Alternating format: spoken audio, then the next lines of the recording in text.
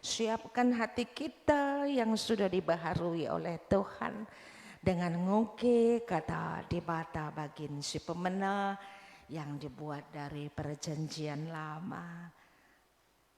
Ruth 2 ayat 3 sampai 9 dibacakan di akan kita.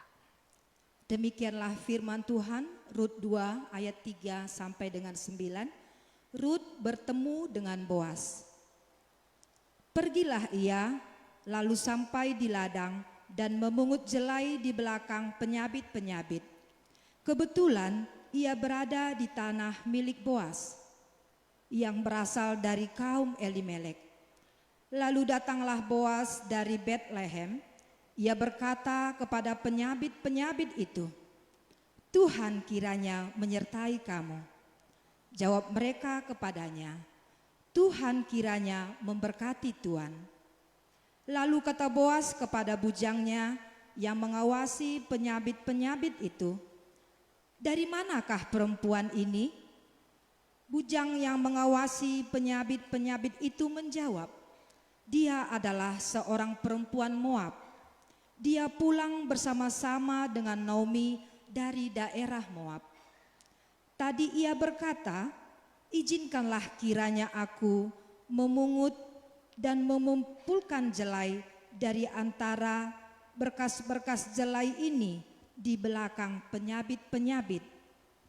Begitulah ia datang dan terus sibuk dari pagi sampai sekarang, dan seketika pun ia tidak berhenti." Sesudah itu berkatalah Boas kepada Rut, "Dengarlah dahulu, anakku, tidak usah engkau pergi memungut jelai ke ladang lain, dan tidak usah juga engkau pergi dari sini, tetapi tetaplah dekat pengerja-pengerjaku perempuan. Lihat saja ke ladang yang sedang disabit orang itu. Ikutilah perempuan-perempuan itu dari belakang, sebab aku telah memesankan kepada pekerja-pekerja lelaki, jangan mengganggu engkau. Jika engkau haus, pergilah ke tempayan-tempayan dan minumlah air yang dicedok oleh pengerja-pengerja itu." Demikianlah firman Tuhan.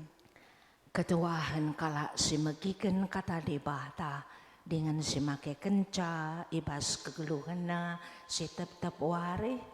Haleluya.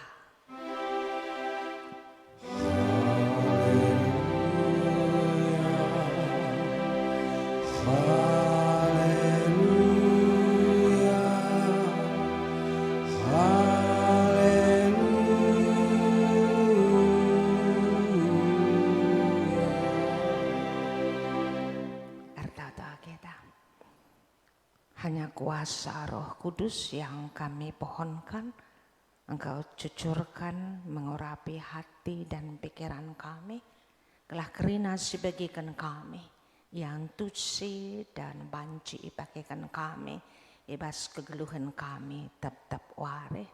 Berfirmanlah Bapa, karena kami kerina nggo sikap bagi kenca, ibas kelar anak do. Kami alaskan doa kami. Amin. Tadi dari surat Paulus kepada jemaat di Efesus yang mengatakan biarlah setiap orang bekerja keras. Ini adalah bagian daripada konsep hidup baru, manusia baru. Kemudian seorang janda yang harus hidup dan bekerja tidak gengsi supaya mampu bertahan hari lepas hari dan merasa bertanggung jawab karena mertuanya perempuan juga tinggal bersama dia. Untuk bagian khotbah kita dari Injil si peempatken Yohanes 21 ayat 1 sampai 7. Minggu Kenca Trinitas dengan fokus peningkatan ekonomi jemaat. Saya takut bahwa kita memiliki konsep kehidupan yang salah. Karena penampakan terakhir dari gereja-gereja jelas yang ditunjukkan di dalam tingkah laku dan program-program kita sebenarnya belum mengerti apa dimaksudkan Tuhan untuk kita ada dan hidup. Dan apa itu bekerja. Sehingga hidup menjadi beban, pekerjaan menjadi beban. Padahal kita yang salah mengartikannya.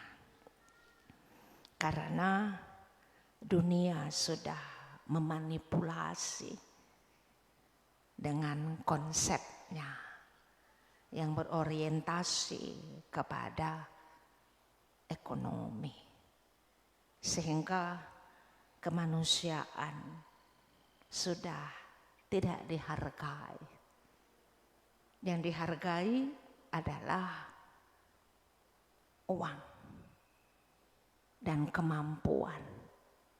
Karena kemampuan tidak ada lagi gratis. Semuanya harus dibayar dengan uang. Semua uang. Apakah sebenarnya itu hidup yang diajarkan Tuhan?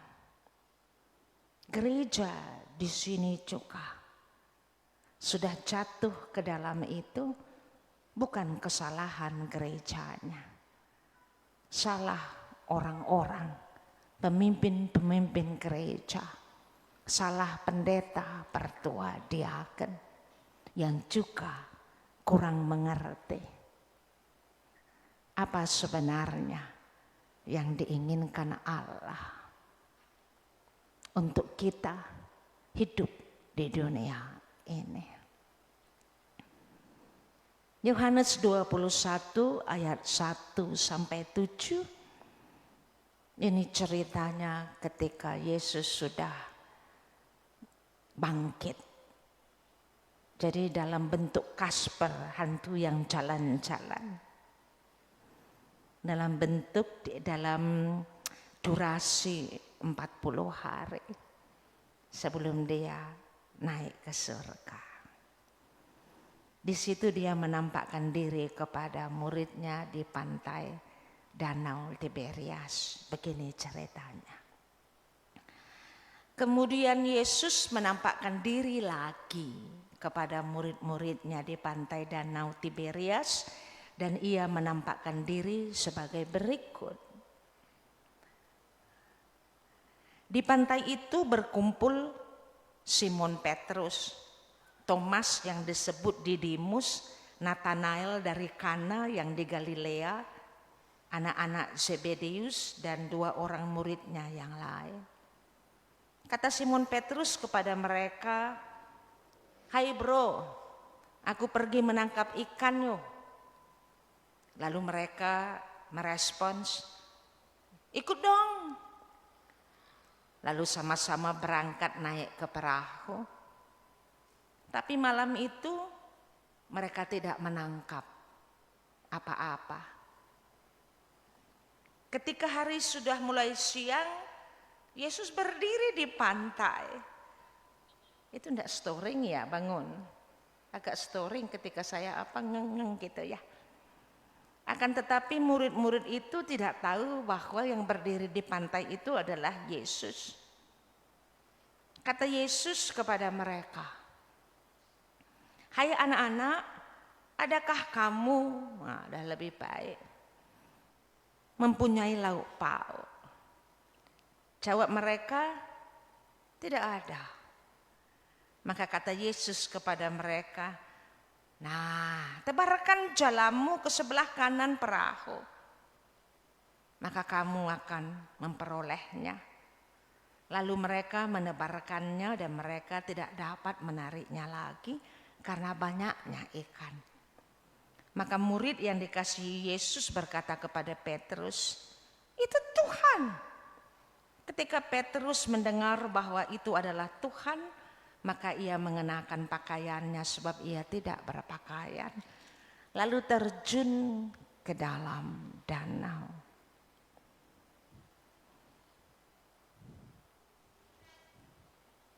Apa hubungan ini dengan peningkatan ekonomi jemaat?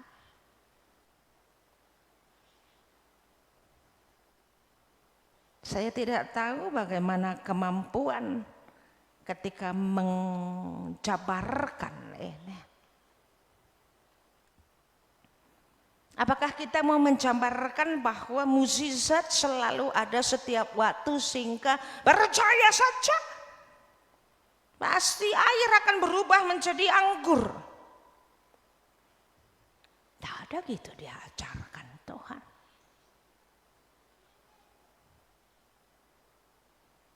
Ini adalah pekerjaan mereka sebelum dipanggil oleh Yesus. Memang mereka adalah nelayan. Dan nelayan selalu perginya malam sesuai dengan arah angin. Lalu yang dikatakan Yesus di sini, ada untuk makan enggak? Ada mempunyai lauk pauk enggak? Jadi ini lebih sinkron kepada berikanlah kami pada hari ini makanan kami yang secukupnya. Tapi gereja sekarang mengatakan peningkatan ekonomi jemaat, kita semua harus kaya, jalan-jalan, berobat di Pineng, terus jalan-jalan ke 3 negara. Ini yang sekarang sudah bersalahan. Gereja gedungnya harus megah, kita semuanya harus punya mobil, itu tandanya diberkati.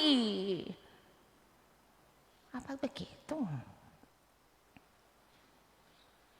Semuanya kita sudah dicuci otak oleh orang-orang yang bukan Yesus, yang bukan kita katakan sebagai Tuhan kita.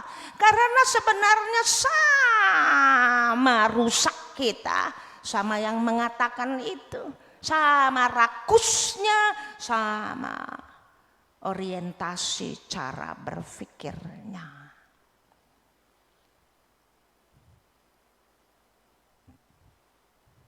Kita mengatakan bahwa Tuhan kita adalah Yesus. Tunjukkan padaku nats yang ada. Yesus mengatakan, sembahlah aku maka engkau akan menjadi kaya.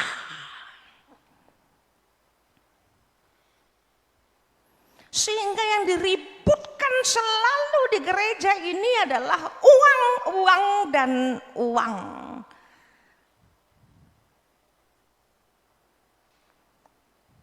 Ketika kita sudah bicara uang, kita tidak mengenal lagi arti pelayanan. Kita tidak pernah lagi mengenal ketulusan, termasuk mencintai istri dan suamimu, mencintai anak kita. Kalau kita sudah menghargai hidup ini adalah uang. Dan tragis sekali Yesus mengatakan, lihatlah burung-burung di udara, bunga-bunga pakung. Tidak takut, enak sekali hidup sesuai dengan rancangan Tuhan. Mereka menari di atas atau dengan gendangnya Allah. Kita menari dengan gendangnya dunia. Dan mayoritas pendeta, pertua, diaken, gundari menari dengan gendangnya dunia. Sehingga program-program semuanya diarahkan. Dengan keberhasilan adalah kalau kita berlimpah materi. Yesus mengatakan jangan kumpul. Itu semuanya nanti akan dimakan ngengat. Jadi kalau begitu bagaimana? Masih ingat kita ada 2 yang mau kami angkat orang Indonesia. Supaya kita memadukan. Ada dulu Sinamo katanya, walaupun tidak ada yang baru kalau di Amerika tulisan-tulisan dalam bahasa Inggris banyak sekali tentang etos kerja. Calvin mengangkat etos kerja, kejadian tentang kejadian manusia. Ada tentang kerja. Tapi apakah kerja menjadi nomor 1 fokus dari hidup? No. Kerja bukan untuk kaya. Lalu engkau capek dalam hidup ini karena engkau kerja mau kaya. Stres, rasain. Engkau kerja karena gengsi. Stres, rasain. Kerja bukan karena gengsi dan untuk kaya. Jadi dikatakannya di situ adalah kerja ini ilmu manajemen baru. Ibadah. Wah, kaget saya. Oke. Karena pengucapan syukur kita ibadah. Nanti kita masukkan refleksi Yesus. Kemudian kerja adalah panggilan. Yes. Kemudian dikatakannya kerja adalah pelayanan. Yes. Ini semuanya manajemen baru. Sangat Kristiani. Kerja adalah seni. Yes. Kerja adalah kehormatan. Yes. Jadi semua yang dikatakan manajemen baru sebenarnya diambil dari pemikiran Alkitab. Talenta si breken di batanta. Dan kita bilang rancangan Tuhan semua baik. Lagu Calvinis sekali. Yesus sekali. 4 talenta yang diberikan, kuberikan, balikkan 4. 5, balikkan 5. 1, balikkan 1. Ini semuanya sudah dikupas oleh Yesus. Layantusi kita. Sehingga Yesus berani mengatakan, tidak ada satupun yang terjadi dalam hidupmu melampaui kekuatanmu. Yes. Karena Allah tidak pernah minta 5 pada 4 yang diberikannya. Allah bukan rentenir. Iatahna kekuatan kita pribadi lepas pribadi. Kita yang tak tahu diri. Jadi bekerja adalah perwujudan rancangan Allah yang sudah ada softwarenya, talentanya. Sehingga kalau manajemen baru mengatakan kerja adalah seni, yes. Jangan suruh aku elektro dari dulu. Dan aku ini orang suka tendel yang kalau tak suka tak kujalani. Tapi di fak yang lain, aku nomor 1. Ada 2 yang aku tidak tahu dan tidak suka. 1 olahraga. 2 elektro. Aku tidak ngerti apa, malas. Tapi aku lebih suka di belakang buku berpikir, tidak praktis. praktis. Aku sebenarnya tidak terlalu orang praktis. Olahraga praktek. Gurunya nggak berani kasih nilai jelek. Gara-gara apa? Gara-gara yang lainnya saya nilainya bagus. Selalu menjadi anak spesial. Nggak pernah tanya sama guruku di SMP Negeri 1 Medan. Lalu supaya jangan jelek nilainya, dipanggillah saya khusus olahraga. Ketika olahraga, oke lah Minda, ayo lari sekarang. Tuh larilah saya, oke, jadi dapat 6. Rupanya anakku pun begitu, tidak suka olahraga karena tidak bagianku. Tapi ada orang yang memang maunya olahraga sehingga dia bilang aku mau masuk Unimed bagian olahraga, aku mau masuk polisi, aku mau masuk sopo surung supaya aku militer karena latihannya polisi apa semuanya. Yes, bagianmu, suruh aku. Wah, 1 bulan aku keluar. Jadi ketika melakoni pekerjaan itu bukan dicari universitas mana yang menerima. Aku karena semuanya sedikit yang melamar. Ini pola pikir yang dikatakan Mohtar Lubis sejak tahun 1977. Pola pikir feodalisme.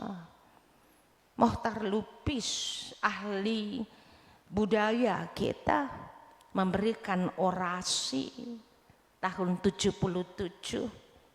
Dikatakannya pidato kebudayaannya mengenai manusia Indonesia yang manakah? 1, nomor 1 paling atas, munafik. Inilah orang-orang yang pakai topeng, kita ini paling banyak. Hidup dengan gengsi. 2, enggan bertanggung jawab atas storing ini, bangun.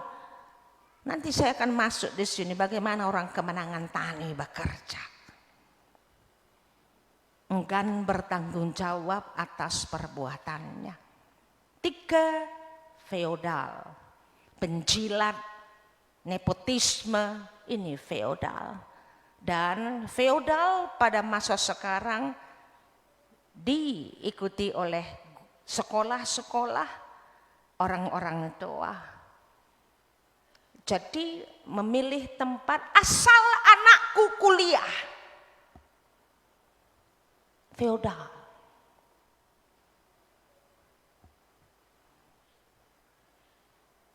Ini yang kami katakan.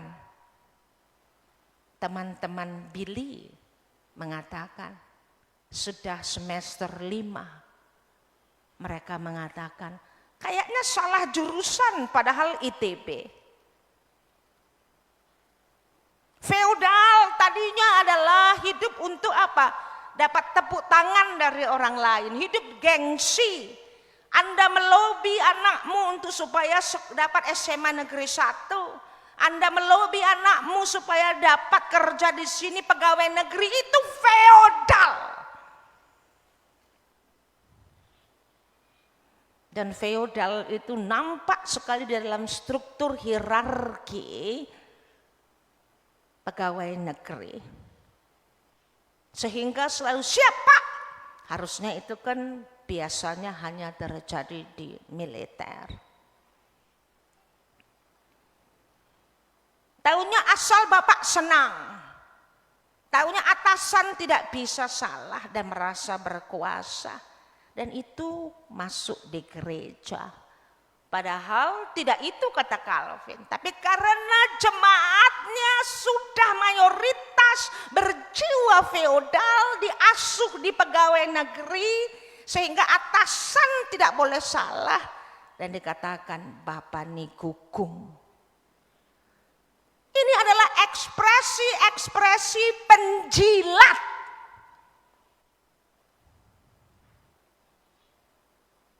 Seperti kita dijajah dulu oleh Belanda. Kemudian dikatakan Mohtar Lubis, manusia Indonesia wataknya lemah. Wataknya lemah, kesalahan siapa? Pendidikan di rumah. 2 dari 1 ahli etos kerja modern, 1 doktor profesor antropologi kebudayaan, Mochtar Lubis. Dan orasinya tahun 77 Asa Gundari is still relevan. Kita mewarisi karakter-karakter cara berpikir. Munafik, enggan bertanggung jawab, cuci tangan, jiwa feodal, watak yang lemah. Ada yang bagus, nilai artistik katanya, karena manusia Indonesia percaya kepada dikatakannya nilai-nilai santet-santet mistik-mistik dibilangnya. Tapi itu juga dibuatnya negatif, yang positif dibuatnya adalah manusia Indonesia memiliki nilai artistik. Mungkin dilihatnya dari bangunan-bangunan candi. Itu nilai artistik bangunan-bangunan candi. Kalau manusia karo, lelit sarape. Ini kan storing terus ya, Cuk. Kenapa? Tunjukkan pada aku, Gundari, apa nilai artistik yang dihasilkan. Kalak karo. Uwis garandu pe kalak toba. Mudah-mudahan sudah ada lagi. Apakah nilai artistikmu itu perkolong-kolong yang kamnari pun sudah lama tunggung. Lagu-lagu karo Gundari, apakah mengandung nilai seni? Seni artistik bukan seni komersil. Semua yang artistik ini adalah hal rohani. Karena Mochtar Lubis 77 aku masih SMP. Jadi belum kuliah, belum mengenal dia. Nilai artistik berhubungan dengan yang dikatakannya tadi mistik-mistik. Makanya budaya seni awalnya adalah pemujaan roh-roh. Dan mewujudkannya juga setengah tenggen. Setengah tenggen maksudnya tidak 100% dengan kemampuan kita. Mengapa Asa Gundari nilai-nilai keramik seni Jawa, nilai artistiknya lebih tinggi daripada nilai kita? Mengapa mereka lebih halus? Yang paling halus itu makanya engkau sebut mereka roh halus.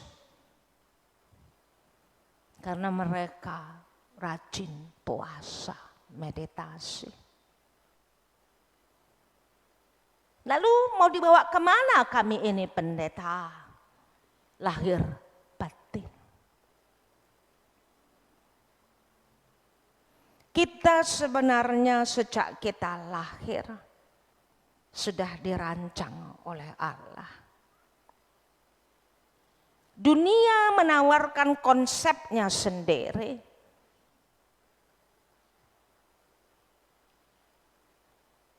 Konsep dunia bergantung kepada perkembangan dunia yang berkembang terus.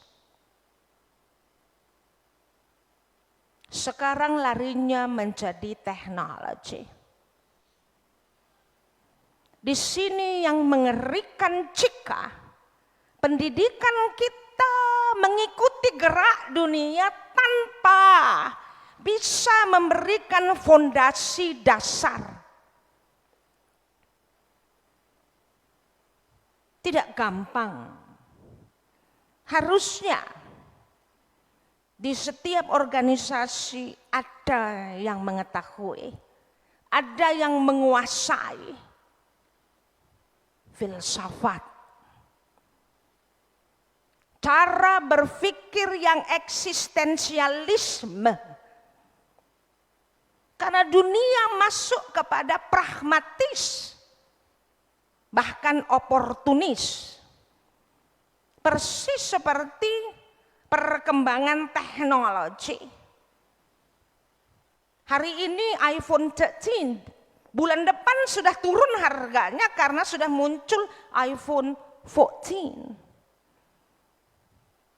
Tidak bisa dengan cepat kurikulum dan kita manusia. Tapi kalau kita berpikir dan beriman yang eksistensialis, apapun yang berkembang di luar, kita bisa menari dengan gendang mereka. Dan juga kita tahu, kita punya gendang kita tahu gendang mereka, kita bisa menari dengan gendang kita bisa menari dengan gendang mereka. Tidak bisa faktor di luar perkembangan dunia mendikte kita. Ini yang ketakutan kami. Dan kita orang tua juga begitu, sehingga kita masuk ke dalam feodalisme. Kita tidak lagi mengerti, ini eksistensialis, bahwa Allah merancang kita. Pekerjaan kita, rancangan Allah adalah mengena berhubungan dengan talenta, bakat-bakat termasuk Pentium berapa itu satu semuanya.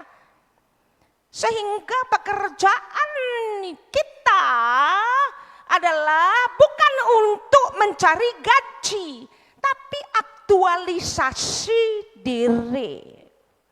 Kan Anda bilang itu manajemen modern. Bagaimana Anda bisa mengaktualisasi diri kok bakatmu nyanyi, kerjamu yang lain.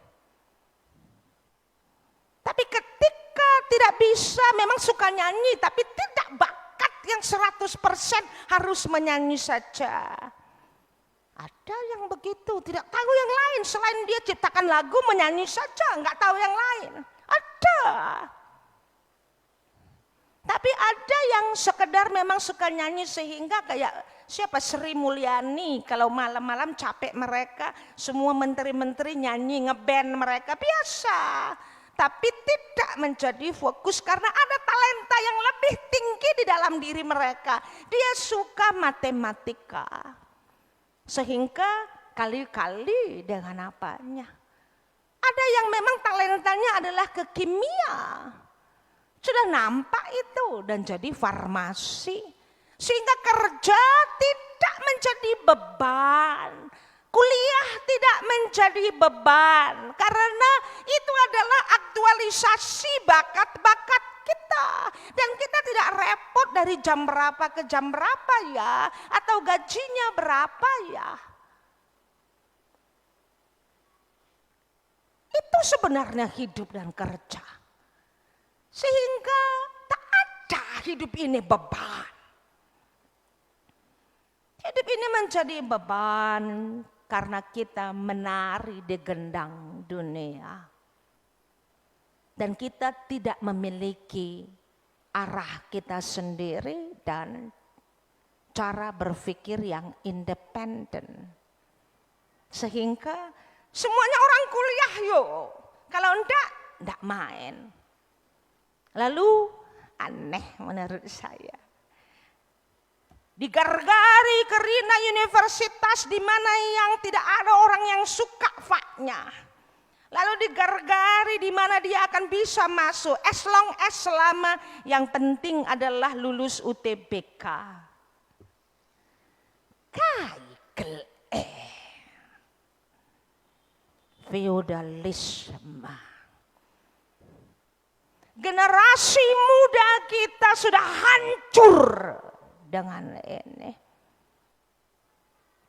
Sehingga sudah banyak sekali orang tidak hidup. Orang-orang hidup tapi mati. Hidup menjadi beban.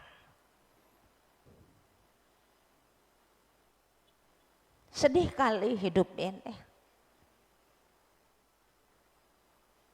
Jadi tadi si Ruth dikatakannya untuk bisa hidup, untuk makan. Dia kerja 1 harian. Ayat 7 tadi itu fokusnya 7b, saya catat begitu. Dan kalau minta tangan itu di bawah.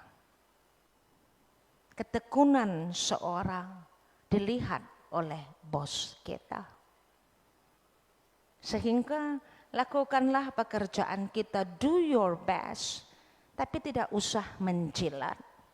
Tidak usah kasih sama dia apapun. Orang-orang pimpinan yang benar-benar menjadi pemimpin karena memang dirancang Allah menjadi pemimpin. Jadi bukan pemimpin yang nepotisme. Dia menguasai SDM. Nampak dia bisa lihat bakat-bakat seorang dan bagaimana kinerja orang itu. Ruth tahu diri, tertarik, wah ini anak tahu diri ya. Salah satu yang membuat kita berhasil, tahu diri. Dan 2, tidak ribut soal waktu. Ini sedikit kesalahan Amerika. Amerika, nanti Anda cek di Google, etos kerja manusia Amerika cenderung tepat waktu dan bekerja sesuai dengan porsinya masing-masing. Jadi kalau tidak pekerjaannya, dia tidak mau menangani. Kalau bosnya tanya atau minta tolong, oke, pakai tambahan duit lembur. Gitu. Dan disinilah maka bos-bos Amerika suka dengan orang Asia. Bukan dengan orang Indonesia seperti kita, karena etos kerja Indonesia bagikan enda kerena terkhusus manusia kemenangan tani. Cenderung menunda pekerjaan dan tak tepat waktu.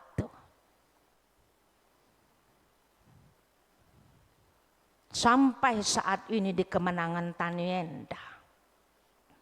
Hanya kebaktian pagi ini yang tepat waktu dan sermon kami. Dan kami punya rapat BP Rungkun. Selebihnya rapat-rapatan.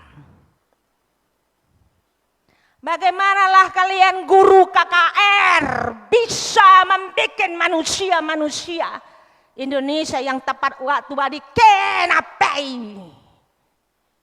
Tidak pernah 8.30, kalau 8.30 mulai, 8.15 semuanya sudah ready di sini. Permata-permata lalakong di dalam konteks dunia. Tidak akan ada yang bisa survive melawan kompetisi dunia. Kalau satu kita utus dari Kemenangan Tani. Tidak pernah on time rapatnya. Sermon KKR malahan bisa tidak jadi. Manusia kaikel dibilang tidak berpendidikan sarjana. Kalian beli semuanya itu.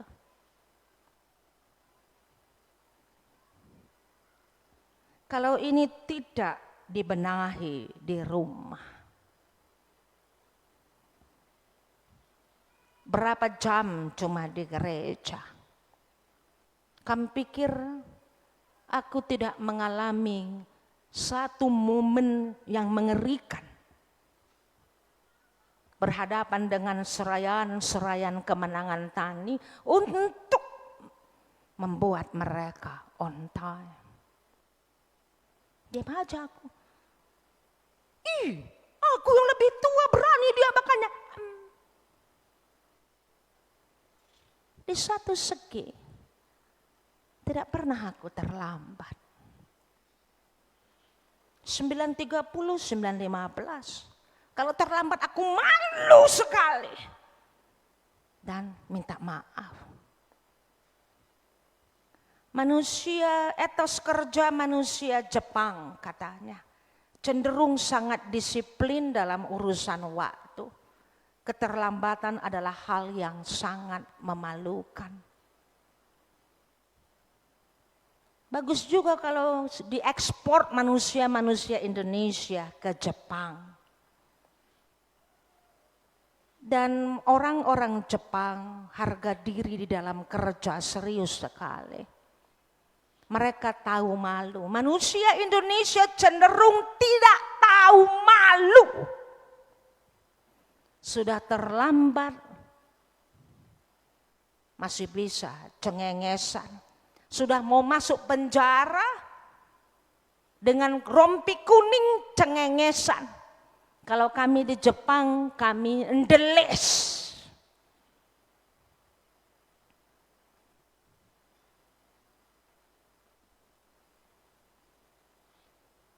Mengapa orang tua tidak menangis dan merasa malu ketika anaknya ning-ning ya?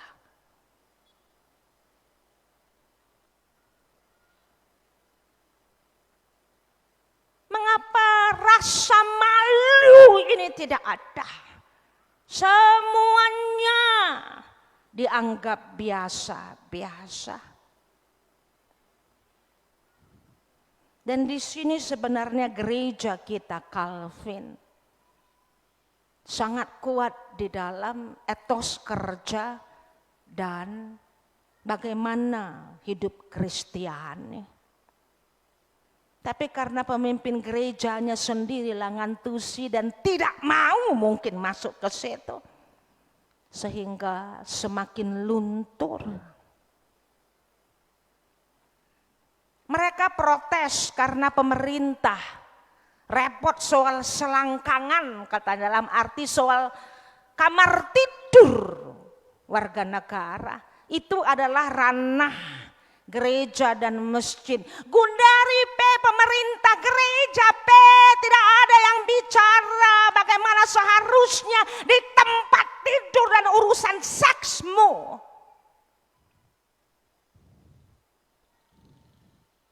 Sampai pemerintah yang ngatur, kan malu harusnya gereja. Karena gereja sekarang bisa pendetanya memasu-masu 1 orang, 2 atau 3 kali. Zaman dulu GBKP endah. 10 pedah di bata menjadi bagian daripada hidup baru. Dikatakan itu baru nyanyi. Gundari lang sehingga kita tidak mengerti ula arlua lua. Jangan mengambil harta orang lain. Ula ini hormati orang tuamu, diucapkan seperti pengakuan kinitakan, sehingga itu tidak lagi menjadi fondasi way of thinking. Tidak banyak dulu kalau rapat bicara uang. Gereja GBKP dulu kalau rapat baik di sinodal bicara mengenai moralitas, karena itu memang peran gereja. Gundari sudah menteri keuangan. Akhirnya pemerintah mengambil alih. Kita harus berani di sini bicara seks. Seks bebas, narkoba itu ranah kita. Tapi kalau sudah masuk ke pidana, itu ranah pemerintah dengan polisi. Tapi dalam behavior, tindak tanduk cara hidup as Christian, itu kita. Ini gereja sudah tidak tahu lagi.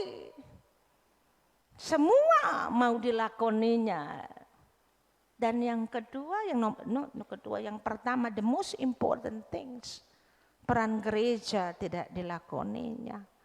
Peran gereja kita persis kita harusnya lebih menguasai KII katakan Yesus. Membentuk jemaat kita mandiri dengan kini tekennya. What is kini tekennya? Ya tadi talenta dengan panggilannya. rancangan Allah untuk dia. Sehingga setiap orang mandiri, tidak ada yang minder karena tidak kuliah. Bukan gara-gara tidak kuliah, aku nggak tertarik ke situ. Dan tidak semua orang harus kuliah, tidak semua orang jadi dokter, tidak semua orang harus kawin. Ini gereja harus mengangkat, dan gereja tidak bisa menggariskan mayoritas menjadi absolut. Tidak bisa. Gereja harus menempatkan semua manusia ada tempatnya. Yesus mengajarkan begitu. Lalu dalami terus tentang Yesus, dalami terus Yesus, Yesus tolong kami jika gereja ada yang bingung menempatkan karena tidak sesuai dengan pikiran mayoritas. Gereja harus bisa mengangkat bahwa tidak semuanya kita talenta 5, 4, 3, 2, 1. Itu yang dikatakan. Tapi kalau talenta kita 3, gereja harus menyatakan kepada mereka, berdayakan talentamu. Ini faktor kita. Apalagi untuk peningkatan ekonomi jemaat. Apa yang mau kita tingkatkan? What is definition? Apa yang mau peningkatan ekonomi jemaat? Punya mobil kah?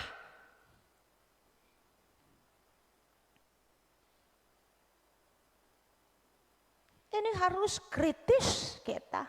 Bukankah kesalahan kita ketika kita sudah membuat program badan usaha di GBKP?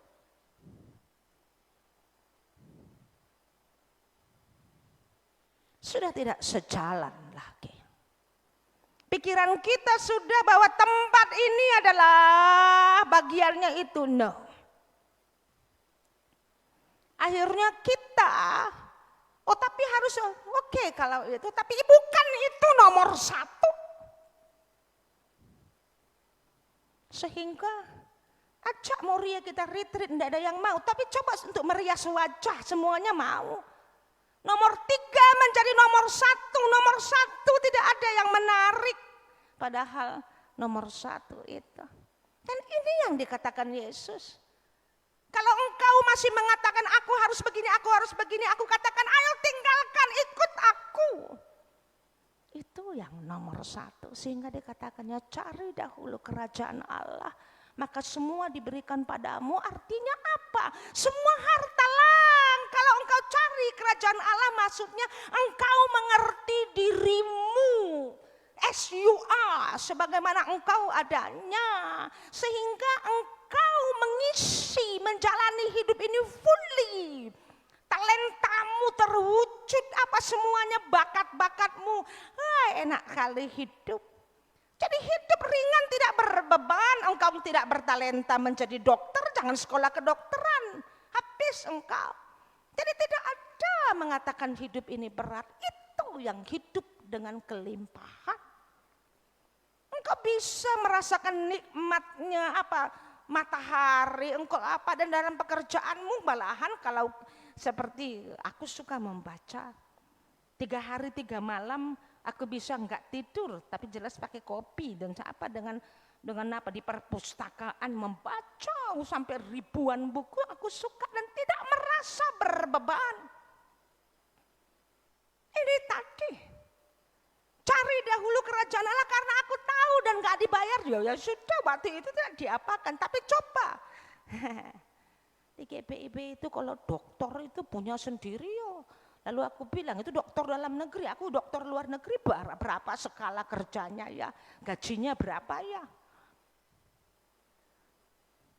Tapi menurut rancangan Allah tidak begitu. Kalau memang itu sudah bidangmu, engkau tidak pikir berapa orang bayar, tapi engkau merasa bahwa dirimu itu. Ini gereja. Enggak repot. Wah, mungkin banyak engkau sebenarnya bukan panggilanmu, bukan dirimu menjadi pertua diaken. Sehingga jangan aku lah ya, minggu ini jangan aku lah ya. nggak ada sama sekali merasa bahwa, wih senang kali aku ya. Ada yang merasa, saya tahu beberapa.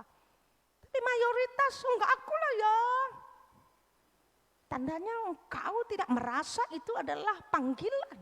Tidak merasa bahwa itu adalah dirimu.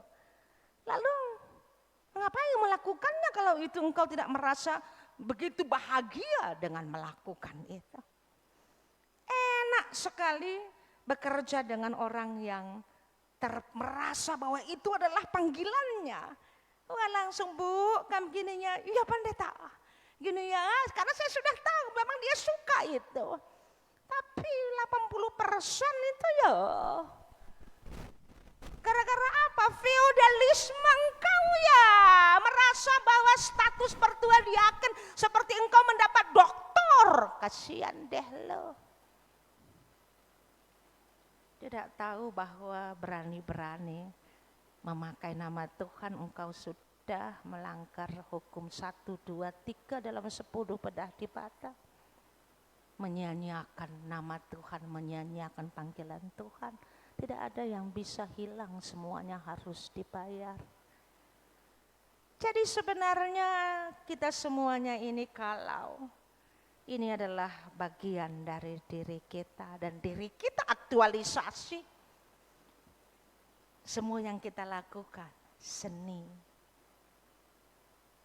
Sehingga engkau salah note-nya pun aku bilang salah itu ya, bukan begitu loh. Tidak di A, lari ke sini itu ada minornya, tidak di mayor.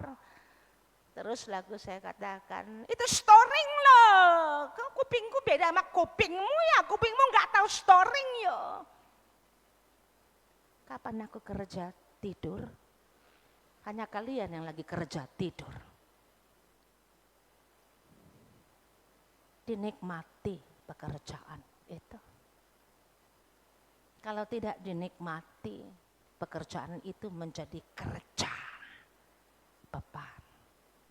Padahal konsep manajemen modern, tadi kami katakan sangat alkitabiah. Pekerjaan adalah panggilan, oke. Pekerjaan adalah ibadah, oke. Pelayanan, seni, kehormatan. Karena pekerjaan bukan mencari uang, tidak ada. Itu dikatakan di Yohanes tadi. Merefleksikan, berikanlah pada kami makanan yang secukupnya. Kemudian di Efesus, karena dunia sudah membuat standarnya sendiri. Labodalih. Jangan mau masuk dan mengeluh dengan standar dunia. Dalam arti, capek-capek sekolah sampai itu apa semuanya dibayar cuman segini. Tapi lihat orang pemain bola, siapa itu Agnes Monica, dibayar sekali begini aja. Aku udah gini-gini dari 2 jam, berapalah dengan itu. Dia uang makannya saja pun. Tapi kalau dia cuma begini saja, berapa miliar? Terus kita bilang apa? Tidak apa-apa. Tetap saja, dan itu kenapa? Karena itu adalah permainan dunia, pemain bola, tapi jangan bilang bahwa mereka juga latih. Sungkun min bagaimana Agnes Monica latihannya? Siapa si Beckham, siapalah, nah aku kan tidak suka olahraga tadi ku bilang, jadi tak ku tahu siapa yang Manchester United, siapalah yang begitu, mau Liga Karo, mau Liga Tapanuli Selatan, ku ikuti tapi nggak ngerti sebenarnya, sekedar tahu. Mengapa mahal olahraga? Karena di situ juga sudah ada judi.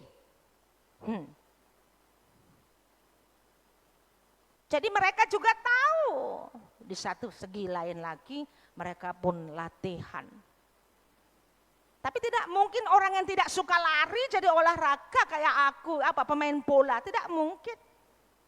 Tanya si Ginting yang main reket-reket itu pasti dengan bakatnya terus dia menjadi profesional. Awalnya kan semuanya bakat diasah menjadi profesional. Tapi suruh yang lain, makanya pemerintah mencoba membuat program bagaimana pensiun-pensiun mereka ini dipekerjakan di mana. Ya, Itu yang mau juga saya katakan, kami pun pendeta-pendeta ini sebenarnya tahunya cuman ini, selebihnya nggak tahu. Ada yang begitu, ada pendeta yang lain ya. Dan di sini dikatakan Paulus, tugas kami dominannya ini, tapi supaya kami hidup, kami itu hanya untuk menopang hidup.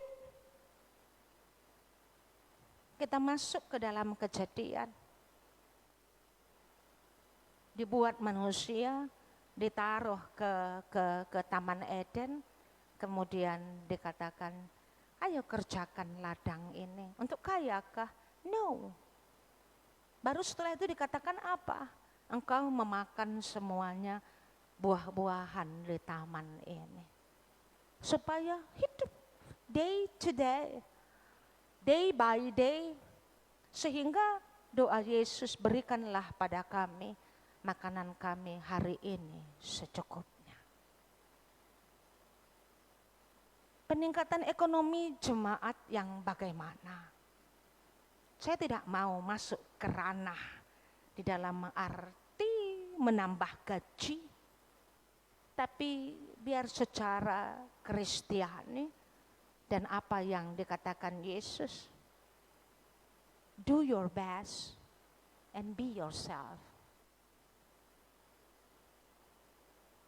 Itu dua-duanya dari Yesus. 4 pentiummu 4, jadi do your best. 3 pentiummu 3. Tidak usah expand, belum tentu kamu kuat. Jadi jangan merasa engkau tidak berhasil kalau engkau masih menjadi, dibilang tidak mau saya mengatakan masih, saya ralat. Jangan mengatakan tidak berhasil kalau kita wakil direktur. Aku akan berhasil kalau aku direktur. Bakatmu tidak kuat jadi direktur, hanya membuat engkau stroke. Tidak ada pekerjaan yang membuat kita sakit. Tidak ada kegiatan yang membuat kita sakit. Ketika kita berorientasi peningkatan ekonomi jemaat all the time, itu yang membuat kita sakit. Tapi jangan, itu hanya dampak. Jangan bicara dampak, cara berpikir yang tidak eksistensialis. Akibat. Tapi kita bicara sebab. Kenapa SDA yang begitu kaya, SDM yang abal-abal, itu tadi. Kita belum memberdayakan SDM kita pribadi, lepas pribadi. Ini satu di dalam kita. Pulanglah. Lihatlah dirimu, berdayakan. Dan di luar kita, itu adalah waktu dan alam. Sudah kita berdayakankah alam ini? Terlalu malah. Makanya aku tidak mau bicara menaikkan lagi soal apa. Panen 3 kali, 4 kali, 5 kali, itu teknologi. Alam kadang tidak kuat dengan kecepatan teknologi. Ketidakkuatan alam kita lihat dengan hancurnya ekosistem. Kita menghasilkan jet-jet semuanya, tapi kita belum bisa. Harusnya kecepatan teknologi diimbangi dengan tahu bagaimana menjaga ekosistem. Teknologi demikian cepat, tapi kita tidak bisa menjaga ekosistem, yaitu hubungan kita sendiri dengan kita manusia, dengan alam, dengan tumbuhan. Jadi ini adalah semua kita harus mengambil peran kita. Makanya anak-anak muda mengatakan stop tambang ini, stop ini. Kalau peningkatan ekonomi jemaat, saya pikir lebih bagus kita kembali kepada esensi kita. Biarlah masing-masing memberdayakan, mengenal, hiduplah. Isilah hidup ini sebagai manusia yang hidup. Jangan seperti robot-robot. Jangan engkau selalu terus menari dengan gendangnya dunia. Menarilah engkau dengan gendangmu. Walaupun berbeda tarianmu dengan orang lain, doesn't matter. Tapi engkau bisa menikmatinya. Tidak mengganggu orang lain. Faktor di luar kita yang sangat kita abaikan. Bukan alam, bukan udara. Habis itu mereka semuanya. Waktu. Dan disinilah kelemahan kemenangan tahun ini. SDM manusia Indonesia. Satu adalah belum memberdayakan dirinya. Do our best. Mentalnya lemah. Itu kata si Mohtar Lubis dan aku lihat di sini. Aku lihat selama aku di GBKP. Not only kemenangan tani. Seluruh GBKP. Mental yang tidak berani mengatakan merah itu merah, putih itu putih. Dan tidak tepat waktu. Hanya orang-orang yang bisa menghargai hal-hal seperti ini yang akan dirancang Allah atau yang dirancang Allah, disiapkan Allah sesuatu yang besar. Karena menjadi orang besar harus bisa diteladani. Tidak usah bicara akibat. Mulai saja seluruh GBKP mengatakan itu. Mengatakan hal ini kita kembali kepada fitrah kita. Memberdayakan semua yang Allah berikan dan setiap orang memberdayakan masing-masing. Tidak memandang orang lain bagaimana, karena setiap kita berbeda. Dan memperlakukan alam kita bahwa dia juga memiliki hak. Tanah kita jangan kita paksa untuk melahirkan 3 kali dalam setahun. Apakah teknologi menawarkan apa? Kita harus sudah berpikir bagaimana di luar diri kita. Biarlah semuanya kita kembali kepada dasar berpikir eksistensialis dalam kejadian. Kalau kita mau mengatakan peningkatan ekonomi jemaat, harus berbarengan dengan penjagaan ekosistem. Harus dibarengi dengan hidup sederhana. Harus dibarengi dengan berikanlah makanan pada kami hari ini secukupnya. Harus dibarengi dengan supaya ia dapat membagikan sesuatu kepada orang yang kekurangan. Efesus 4:28b. Jadi peningkatan ekonomi jemaat sebenarnya bisa terselesaikan jika semua kita mau berbagi. Dan semua kita mengenal apa itu cukup. Semua kita kembali kepada fitrah kita. Bekerja, menikmati hidup adalah hari ini untuk hari ini. Aktualisasi diri, not be somebody else. Ini sebenarnya. Jadi pulanglah. Kalau kita mengangkat peningkatan ekonomi jemaat, stres kita, fokusnya sudah stres. Sepertinya hidup ini adalah ekonomi dan uang. Tidak ada diajarkan Tuhanku. Apakah Tuhanmu mengajarkan itu? Lah. Sehingga marilah kita kembali menjadi pengikut Kristus. Kita kembali percaya aku tekman di bata Bapa sila arsibar kuasana. Kembali kepada konsep-konsep yang fundamental. Pulanglah dan hiduplah yang selama ini hidup tapi mati. Di mana engkau tidak menikmati pekerjaanmu. Nikmatilah not day by day, tapi menit per menit, detik per detik, nikmatilah. Nikmati ijapape kita berada, kaipe yang kita lakoni, sehingga kita hidup setiap saat. Kalau terjadi peralihan dalam frekuensi yang berbeda, kita semua sudah mengatakan, sudah siap, sudah waktunya. Karena kita sudah mengisi hidup yang Allah berikan. Fullness, penuh. Kita tahu bagaimana hidup.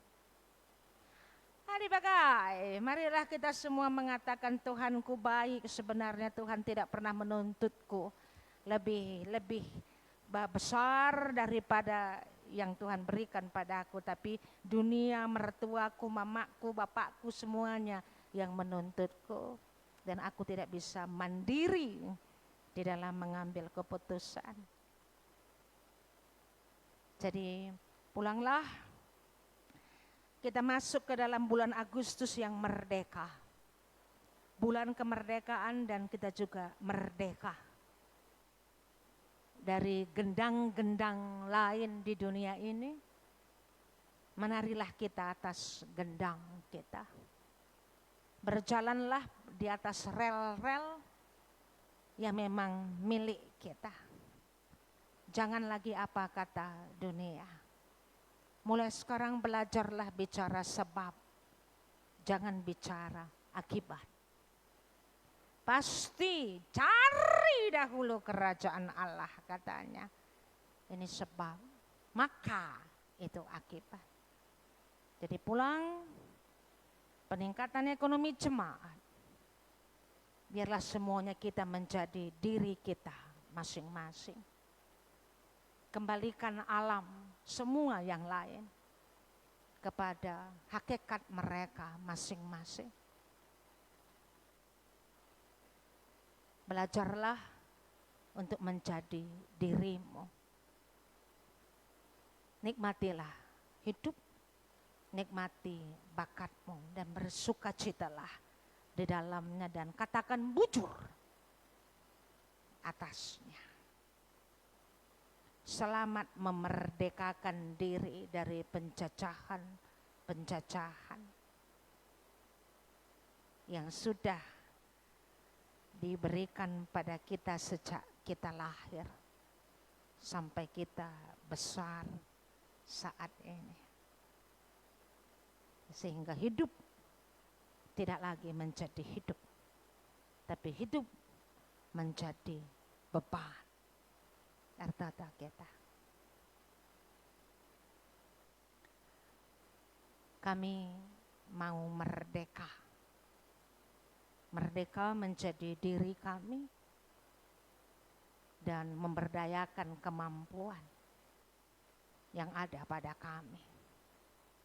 Ampuni kami jika kami mempelajari kemampuan yang lain dan melupakan kemampuan kami. Sehingga kami semakin tidak mengenal siapa kami. Kami sebenarnya hidup tapi mati. Kami adalah robot-robot yang berjalan. Sehingga ampuni kami ya Allah. Golgota tidak menyadari kami. Gereja-gereja tidak membuat kami kembali menjadi diri kami sendiri. Dan semua faktor-faktor di luar kami, ciptaan-Mu ya Allah, kami juga percaya kalau kami semuanya sudah kembali menjadi siapa kami, mereka juga pasti akan kembali menjadi tanaman yang memiliki hak hidup, dan menjadi tanah, menjadi udara, menjadi binatang-binatang yang juga memiliki hak-hak mereka. Biarlah kami semuanya hidup sebagaimana yang Engkau rancang. Kami tidak berjalan tidak di rel kami. Kami tidak mau merubah rancangan-Mu menjadi rancangan kami. Kami terus mencoba, gelah kami mengerti bahwa hidup ini ringan dan hidup ini indah. Ajarkan kami untuk menikmati hidup ini. Tidak hanya hari lepas hari, tapi jam demi jam, menit demi menit, apapun yang kami lakukan. Sehingga kami pasti tahu hidup menjadi lebih indah, bukan hanya ekonomi yang kami perhatikan, tapi hidup itu sendiri lebih berharga dari ekonomi itu. Seperti yang Yesus ajarkan, yang kurang dimengerti oleh kami. Ampuni kami Bapa, biarlah minggu lepas minggu ajaran Kristus tentang bagaimana seharusnya kami hidup semakin kami antusi.